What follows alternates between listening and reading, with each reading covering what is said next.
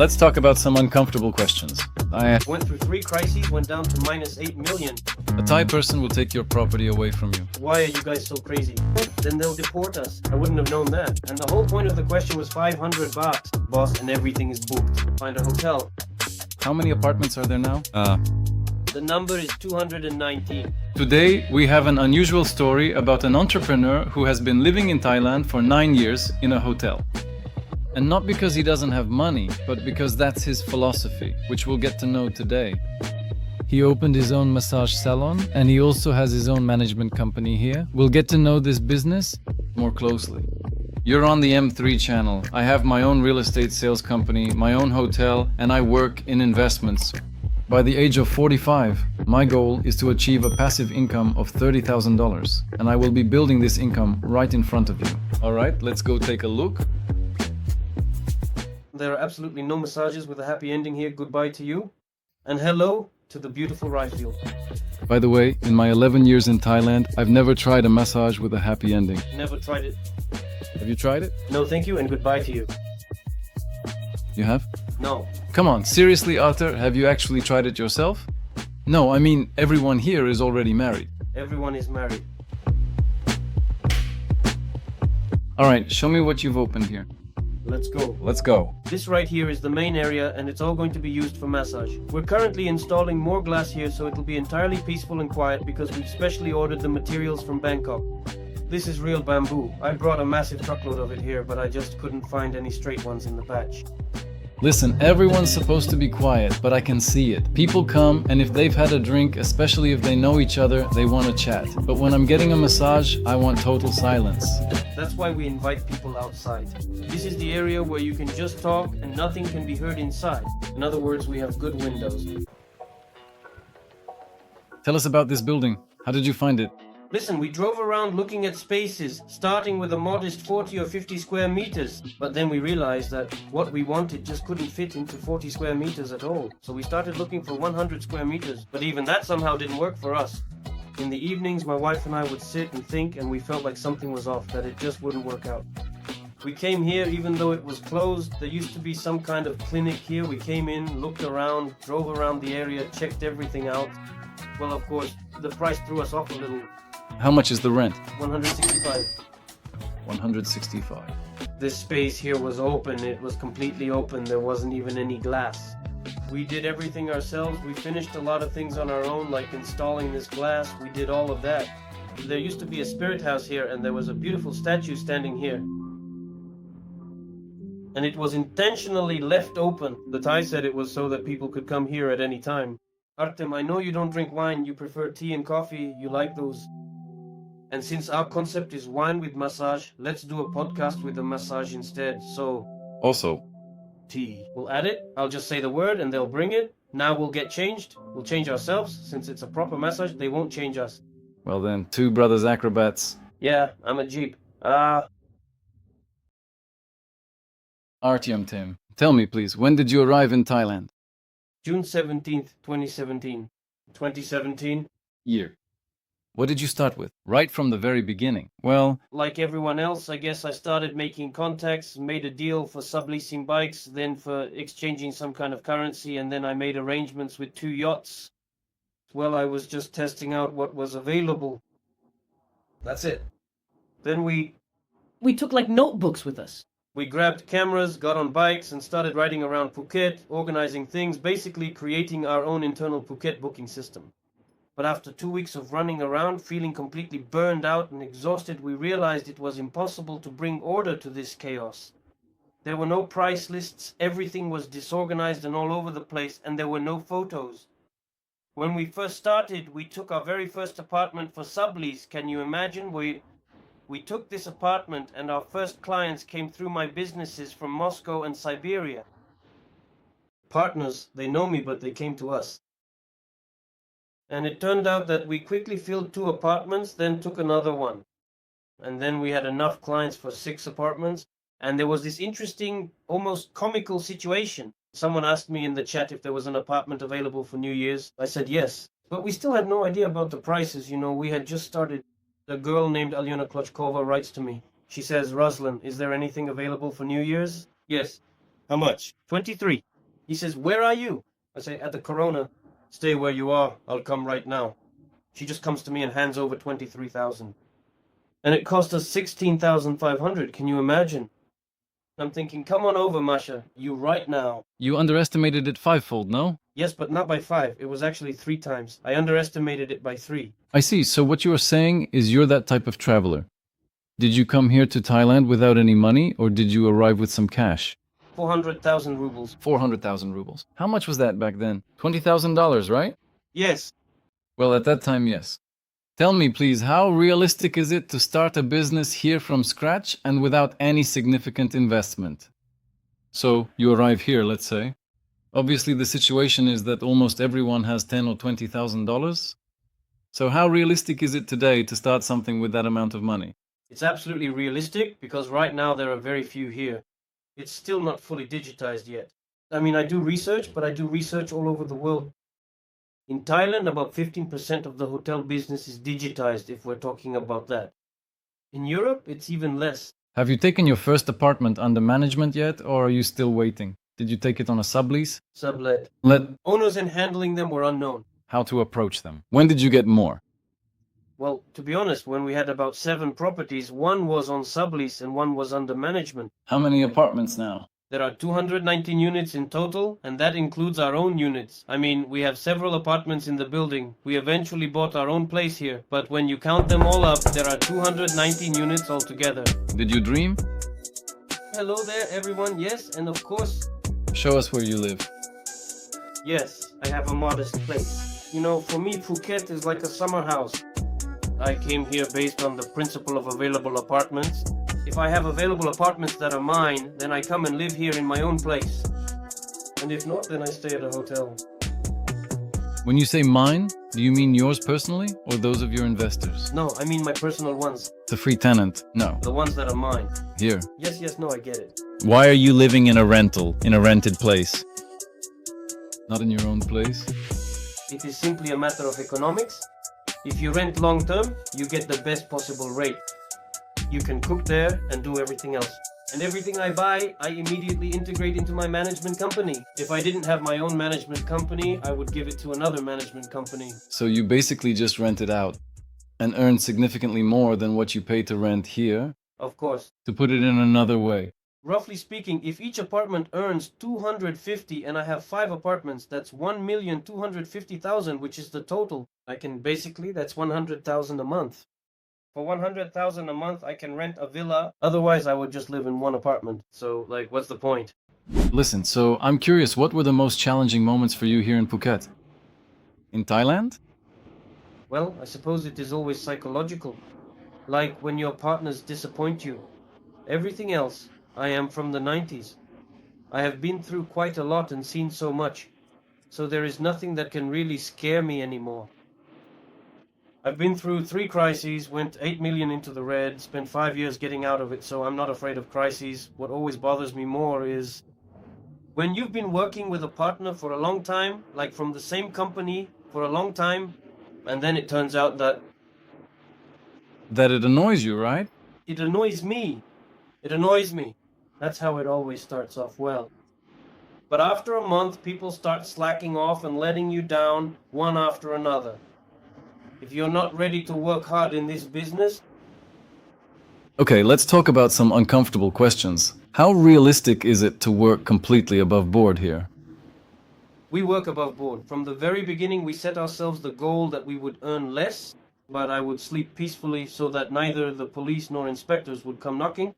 We pay taxes, we've arranged insurance for all our staff. How comfortable is Thailand as a country for working entirely above board? I've been in different countries, but I'm more focused on Asia. If we're talking about Asia, I feel the most comfortable here. But why? Well, in general, around the world. We have plenty of places where we could be, but you and I are here. I'm perfectly comfortable here, and at this time I'm not considering other locations to open new branches. Here's an uncomfortable question. I see you have a transvestite working at your reception. How do your clients feel about that? And how do you feel about it? To start things off today, I've never had any problems or personal issues with people who feel differently about themselves. We're all different, and every single person has their own unique things going on in their head. But this person is a professional with 25 years of experience, and she has proven herself to be much more of a professional than the previous girl. I value professionalism above all. I have noticed, at least in my own experience, that they frequently try harder than... I can't really compare here. I don't have a lot of cases to go by. Work with transgender people, or whatever the correct term is, I'm not sure. But the fact is, as a true professional, she is always very responsive and puts her entire heart and soul into the business, even though she's just a hired manager. So, quite honestly, it really doesn't bother me in the slightest. Some guests, they react like, oh, wow. And I just say, yeah, so what? I said, listen, did she ever, Hit on you or something? That is certainly not so, is it? Well, I really hope they were girls or women. No. And you didn't feel anything? By the way, once I came for a massage with a girl, back when I had just arrived. It was one of the first times, and the massage was done by a transvestite. At first I kind of tensed up. But damn, he gave such an awesome foot massage. Really? It was absolutely amazing. I honestly didn't care at all. Who cares who it was? Whether it was this or that, my observation is that they're actually really diligent. In Thailand, the whole happy ending thing is super popular. Now, a lot of massage parlors even put up signs like, we don't have this here, but sex blah blah blah. You have a premium salon. Do clients ask or don't ask? How do you feel about it? I have a negative attitude towards this. That is, I understand this service. There are a lot of it on the package, and there are a lot of it everywhere in Thailand. Indians are always asking about this, that's the first thing, but the girls, well, they approach it a bit more delicately. Like, if you have a special massage, is there a little something extra on the side? But when I started building the massage business, not many, it's just, I don't know, some people ask for fun, some maybe ask directly. Well, finally, there will be a good place where adults can come and relax. I say, no, guys, there's not even that here. Without any of that. We do everything by the book. We're boring married men. Yes, we are boring married. These men who are creating a very nice place, but people still inquire quite regularly. Now listen closely, I'd really like to talk about something quite interesting. The numbers. You have exactly 60 seats right here.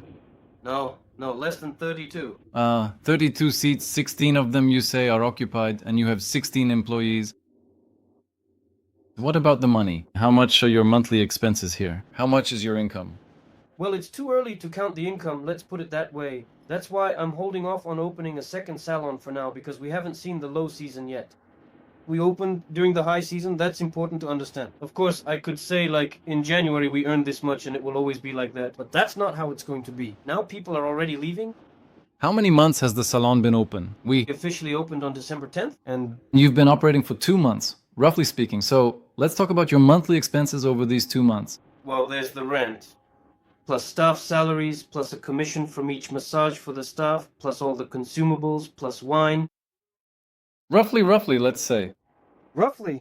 Well, I'm sure you already know the number. I can say. I will give you the details approximately at this very moment. More than 1,500. More, about 700,000. 700,000. So your expenses are 700,000. And what's your gross profit now, your gross income? Well, it was 1.3 million. 1.3 million. So is 600,000 your net profit or not? 600? No, that's not quite net. That's before taxes. Okay. Well, and this is the high season, obviously. Yes, of course. But on the other hand, it's actually twofold here. On one hand, it's the high season. On the other hand, it's just the very beginning. So your reputation will start to grow. I see you already have 218 reviews. That's really cool. In the next 2 months, your friends will absolutely not be able to fake that number for you. And it shows. Honestly, people rarely leave reviews, so we just ask them, if you liked it, please write one. For example, just recently someone tried to extort money from us, so we made a separate post about it. Bambi even made a separate video. They gave us 3 one-star ratings and wrote to us directly saying, guys, we'll keep going for another day. Basically, if you don't pay $20, they'll keep doing it. So it was a deliberate scam from some kind of group.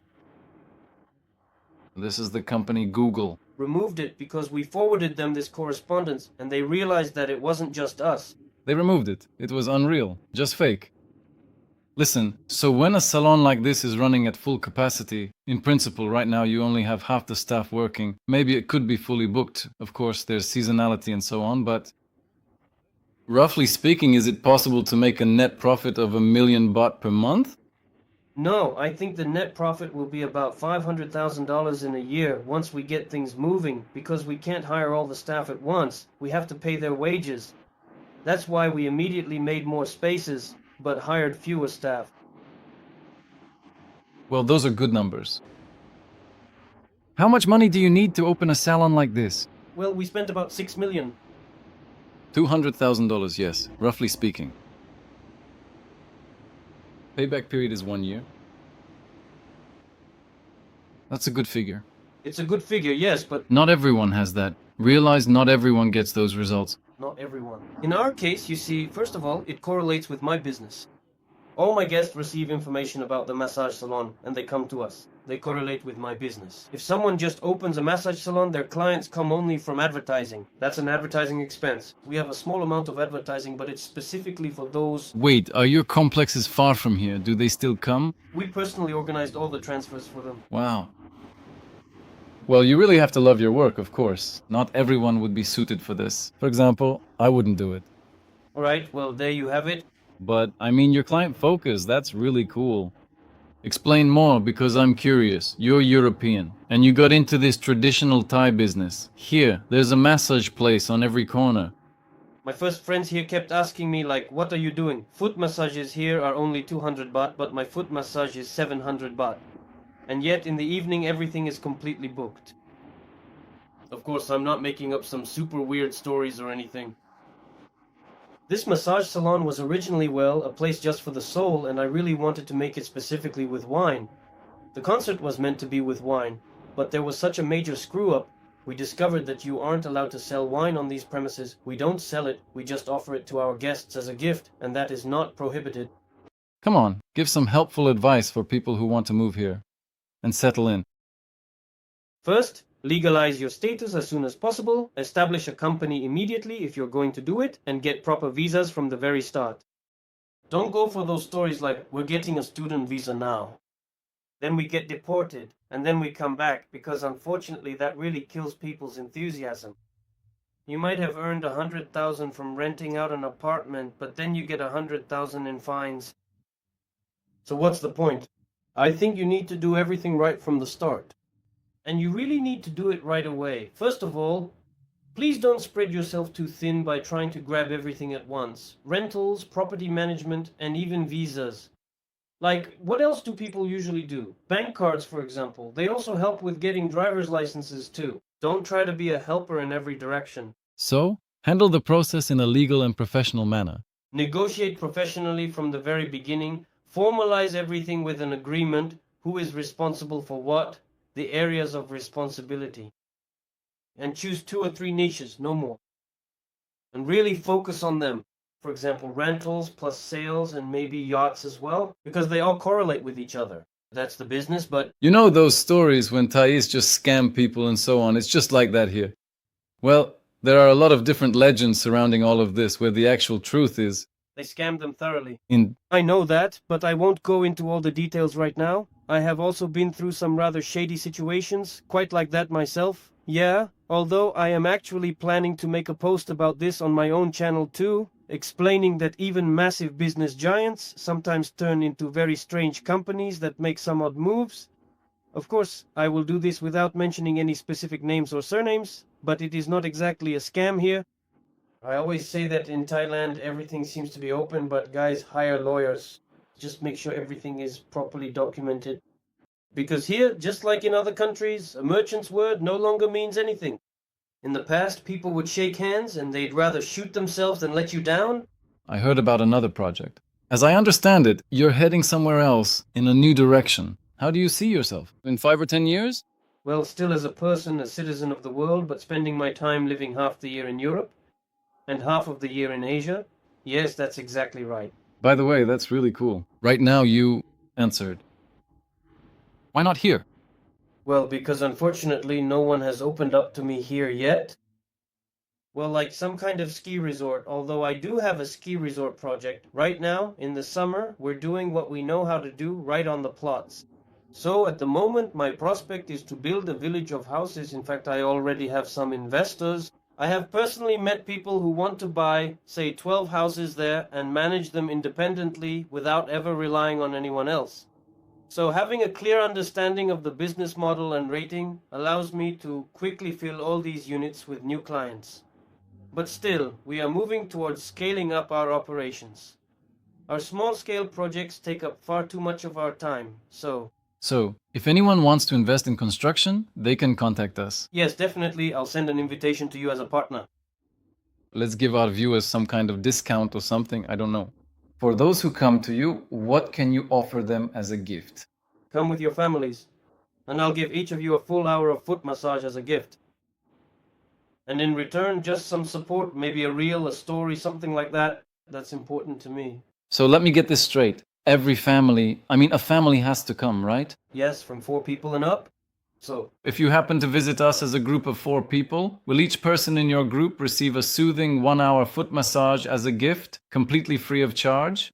yes. 3:30. Yes! For this, the guys will need to tag us in their stories, reels, something like that. Yes, film it. And leave us a good review.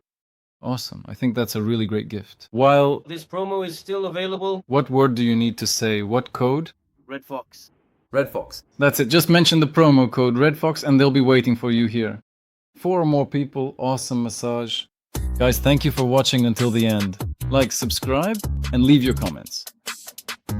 Let us know what questions you'd like us to ask our guests. Maybe there's something you're interested in, or you want us to change up the format a bit. We are always open. Thanks, guys. It was a pleasure to participate in your podcast. Good luck to you. By the end of the year, I wish you millionth subscriber. I like, man. Amen.